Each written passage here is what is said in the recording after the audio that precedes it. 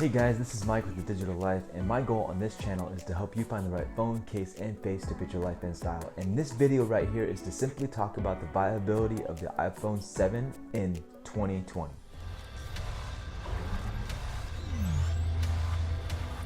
Alright, so before we start, I want to preface this by saying that the iPhone 11 series of Apple's phones, they're like the best right now as far as iPhones go. Yes, they took away some features, but these phones are hard to beat. Number 1, 2 more years of support and updates. 2, Fingerprint Sensor. 3, Force Touch.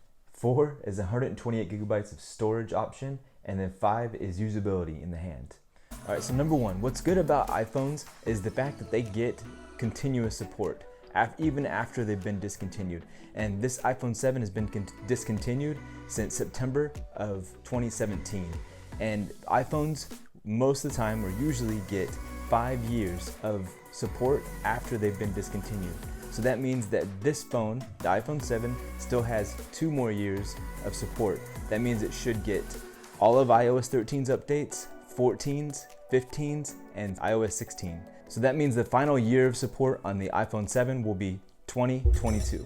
Hey, I don't know if you can tell the difference, but I switched over to the iPhone 7. What do you guys think? How's the camera look? Just wanted to give you guys a quick look at how the camera performs comparing to the iPhone 11 Pro Max. Alright, so let's get on to the rest of the video. Number 2, fingerprint sensor. I love using Face ID on my phone. I think it's great. The simplicity of it is good. You don't really have to think about it too much. Oftentimes I look at my phone and I don't realize that it's unlocked. I don't have to fumble around with it in my hand. It's great. But the thing is, you do have to look at your phone. With a fingerprint sensor, you don't have to look at your phone. You just get to use your finger, and it's more tactile if you like using your hands to control things a little bit more. I understand that. And there's other features that come along with fingerprint sensor that you lose with Face ID. And the fact that the newer phones like the iPhone SE2 is most likely going to be bringing the fingerprint sensor back definitely makes Touch ID on the iPhone 7 in 2020 viable. Number 3, Force Touch. Alright, so Force Touch is something that was replaced by haptic touch. And I definitely think that haptic touch in the iPhone 11 Pro Max that I have is not as good as Force Touch. So because of the technology that was required for Force Touch to operate in the 11 Pro Max, we lost Force Touch.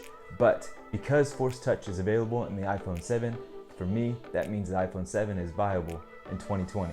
Number 4, in the iPhone 11 Pro Max, you don't have an option for 128 gigabytes. You go from 64 gigabytes to 256. But in the iPhone 7, you do have the option. And the fact that I could get a used iPhone 7 in 2020 for about $200 with 128 gigabytes, I think that the iPhone 7 is definitely viable in 2020.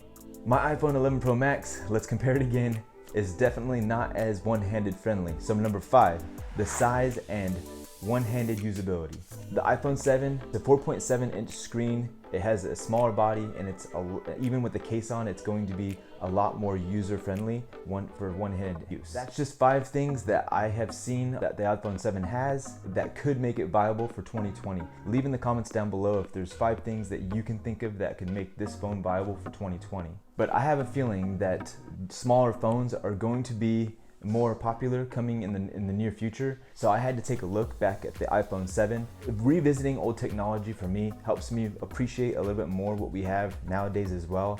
But it also allows me to look back at the past and think about what we could have still in the future, because Apple circles around with technology, and you can see that. For an example, because they dropped the butterfly keyboards that they brought out on the MacBook Pros from 2016 to 2018 versions, that didn't work really well, and then they brought it back again in the 2019 version of the 16-inch MacBook Pro. And so because they're willing to bring back old technology like that, because it does just work better, I think that eventually we're going to be getting phones that do have Touch ID or better storage option for you. So those are the 5 things that make this phone viable in 2020, but viability is one thing, but what about enjoyability? So can you enjoy it?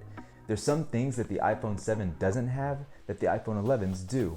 I want to see if this phone will give the enjoyability, also to see if I can recommend this phone to you in 2020. Like and subscribe, click the bell icon next to the subscribe button, and you'll see more videos that I have coming out comparing this phone to my iPhone 11 Pro Max, and to look more in depth to see if this phone is actually a phone that is an option for you today. In this series, I'll also be talking about where you can pick up an iPhone 7 if you happen to want one. I got this used from swappa.com, and I'll walk through, I'm going to be doing a video on that and how to purchase a phone from Swappa, and to show you how safe it is to purchase a phone there. I've been using Swappa for about 5 years now. I've sold phones there, I've purchased phones there, and we'll talk more about that in the future. This has been Mike with The Digital Life. Thank you for letting me guide you through this digital world. Take care, and I'll see you in the next one. Bye.